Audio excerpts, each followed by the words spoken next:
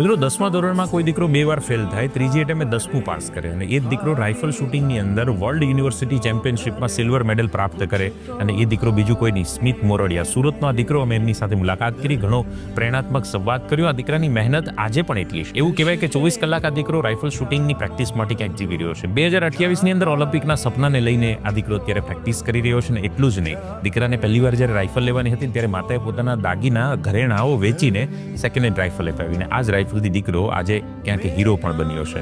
આવો આ દીકરાના કેટલાક પ્રેરણાત્મક શબ્દોને આપણે ધ્યાનથી સાંભળીએ. ઇન શોર્ટ એવું કહી શકીએ તો એવું કહી શકીએ કે 24 કલાક શૂટિંગ માટે જ જીવીએ છીએ.